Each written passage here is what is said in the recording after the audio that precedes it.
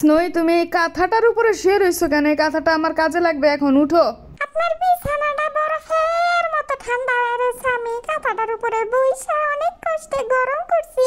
দয়া করে কাঁথাটা এখন নিয়েন না প্লিজ, একটু রেস্ট নিতে দেন। আবারে বাবা, ম্যাডাম রেস্ট নিতাছে? সারাদিন কি কাজ করে ফেলাইছেন আপনি, রেস্ট নিতাছেন? অগ্রহিত মহিলাদের মতো এমন ঘটা দিয়ে কথা বলেন কেন? বিড়াল হিসেবে যত দায়িত্ব কর্তব্য থাকে, কোন দায়িত্ব কর্তব্য আমি পালন করে নি আপনি বলতে পারবেন? কি কর্তব্য পালন করছেন আপনি ম্যাডাম?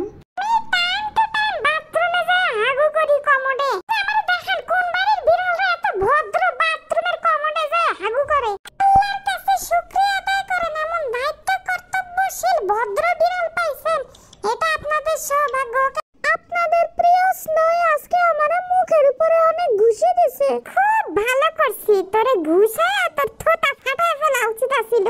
তুই আমার স্নোই খালাম্মা কাজ কোন সাহসে? খালাম্মারে তো খালাম্মা ডাকো, বুড়ো বেডি একটা। আরে ঠিকমতো ঘুষানো হয় নাই, তাহলে তোর মুখ দিয়ে তো কথা বাইরে হইতো না। আমারে কয়জন ক্যাটরিনা কাইফ কইছে তুই জানাস? জানি, আপনি গরিবের সস্তা ক্যাটরিনা কাইফ, যার বয়স বাড়তাছে কিন্তু ঢং কমতাছে না।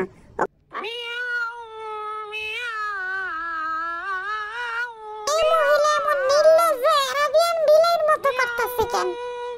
যত সব ফাইজলামি, মন চায় মুখের উপরে ওনার মোবাইলটা ফিক্কা মারি।